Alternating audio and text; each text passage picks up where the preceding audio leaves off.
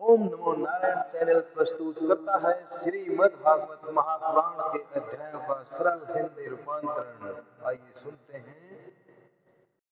ओम नमो भगवते वासुदेवाय। अब हम श्रीमद् भागवत महापुराण के चतुर्थ स्कंद के अथर्वविंशो अध्याय 21वें अध्याय का पाठ करेंगे, जिसमें महाराज पृथु का अपनी प्रजा को उपदेश देना।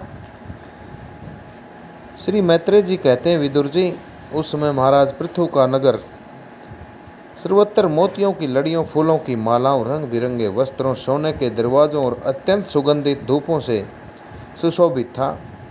उसकी गलियां, चौक और सड़कें चंदन और अर्गजे के जल से सींच दी गई थी तथा उसे पुष्प, अक्षत, फल, यवांकुर, खील और दीपक आदि मांगलिक द्रव्यों से सजाया गया था।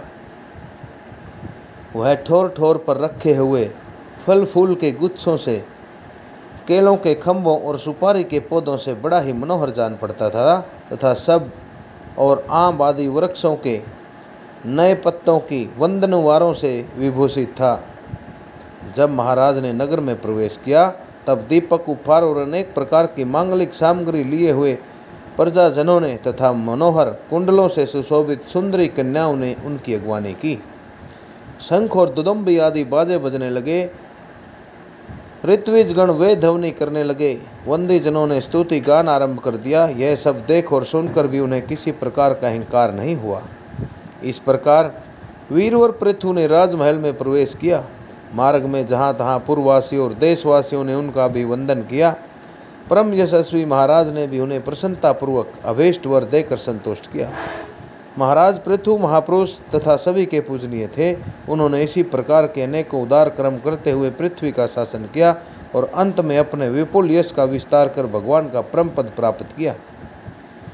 सूत जी कहते हैं, मुनिवर शौनक जी, इस प्रकार भगवान मैत्रेय के मुख से आदिराज पृथु का अनेक प्रकार के गुणों से संपन्न और गुणवानों द्वारा प्रशंसित विस्तृत सुयश सुनकर परम भागवत विदुर जी ने उनका अभिवंदन करते हुए कहा। विदुर जी बोले, हे ब्राह्मणों ने पृथु का अभिषेक किया। समस्त देवताओं ने उन्हें उपहार दिए। उन्होंने अपनी भुजाओं में वैष्णव तेज को धारण किया और उससे पृथ्वी का दोहन किया, अर्थात पृथ्वी के ऊपर होने वाली विभिन्न प्रकार की सामग्रियों को निकालकर उनका उपयोग जनता के लिए किया। उनके उस पराक्रम से उच्छिष्ट रूप विषय भोगों से ही आज भी संपूर्ण राजा और लोकपालों के सहित समस्त लोग इच्छा अनुसार जीवन निर्वाह करते हैं। भला ऐसा कौन सा समझदार होगा जो उनकी पवित्र कीर्ति सुनना नहीं चाहेगा। अतः आप मुझे उनके कुछ और भी पवित्र चरित्र सुनाइए।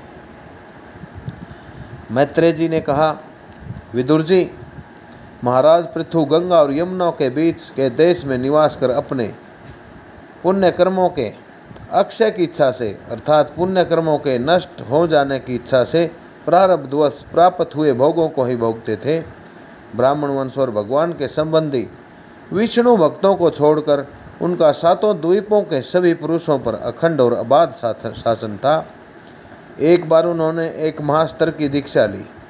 उस समय वहाँ देवता, ब्रह्म ऋषि और राज ऋषियों का बहुत बड़ा समाज इकट्ठा हो गया। उस समाज में महाराज पृथु ने उन पूजनीय अतिथियों का यथा योग्य सत्कार किया और फिर उस सभा में नक्षत्र मंडल में चंद्रमा के समान खड़े हो गए।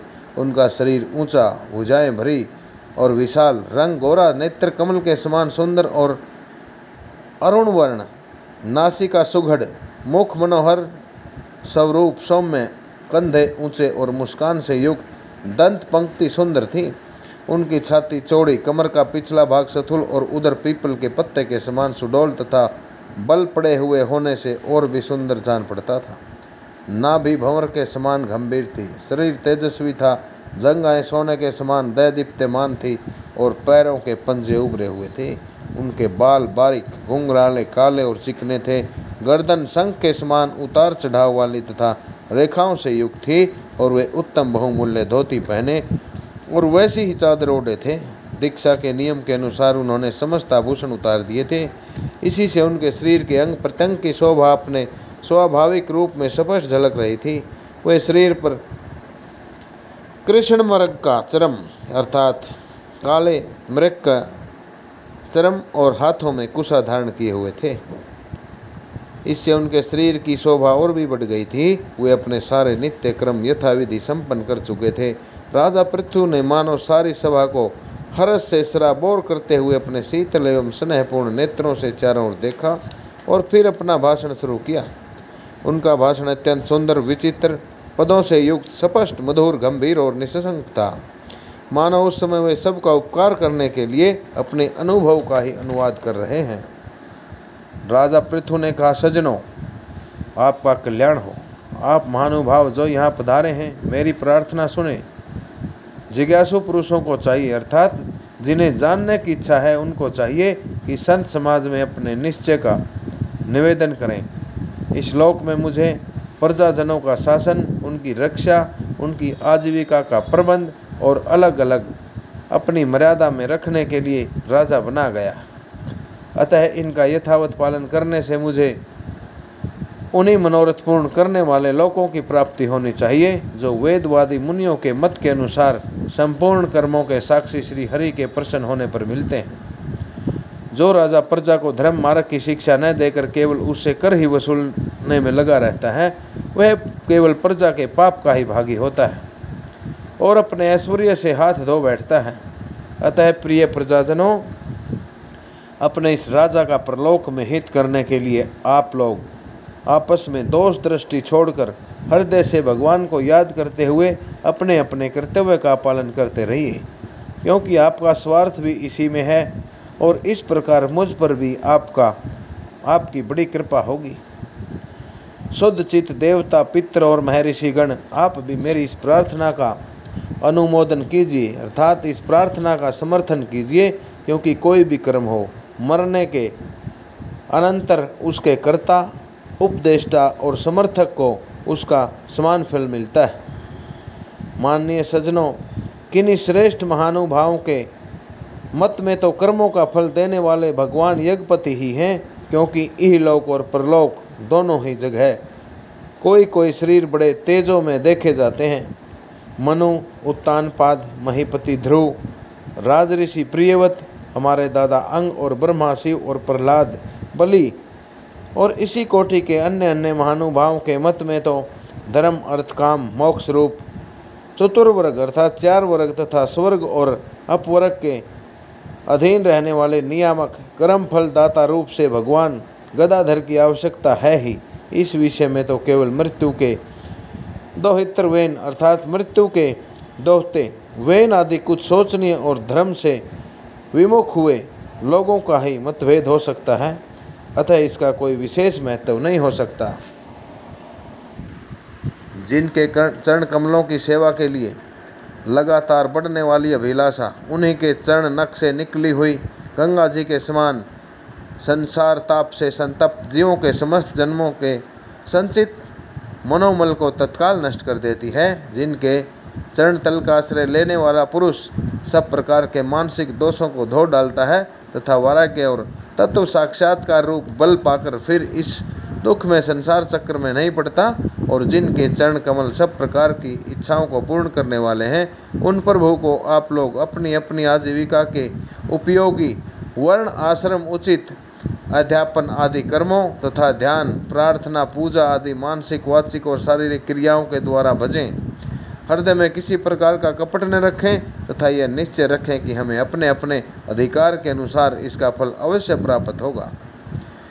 भगवान स्वरूपतः शुद्ध, विज्ञान घन और समस्त विशेषणों से दूर हैं, किंतु इस कर्म मार्ग में जौ, चावल आदि विविध द्रव्य, शुक्ल आदि गुण, अवघात अर्थात कूटना आदि क्रिया और मंत्रों के द्वारा और अर्थ, आशय, संकल्प, लिंग, पदार्थ की शक्ति तथा ज्योतिष, टोम आदि नामों से संपन्न होने वाले अनेक विशेषण युक्त यज्ञ के रूप में प्रकाशित होते हैं। जिस प्रकार एक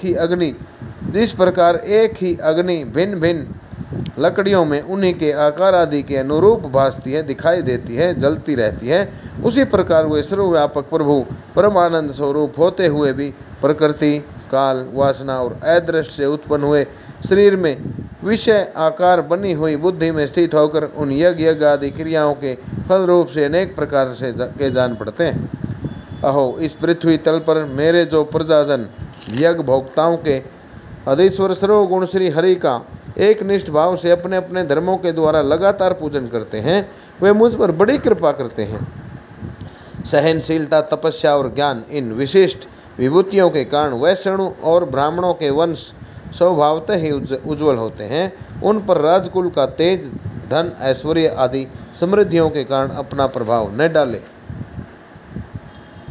ब्राह्मण आदि समस्त महापुरुषों में अगर गणे ब्राह्मण भक्त पुराण पुरुष श्री हरि ने भी लगातार इन्हीं के चरणों की वंदना करके न विचलित होने वाले लक्ष्मी और संसार को पवित्र करने वाली कृति प्रदान की है। आप लोग भगवान के लोक संग्रह रूप धर्म का पालन करने वाले हैं तथा सर्वांतर्यामी सोम प्रकाश ब्राह्मण प्रिय श्री हरि प्रिय वंश की सेवा करने से ही परम संतुष्ट होते हैं।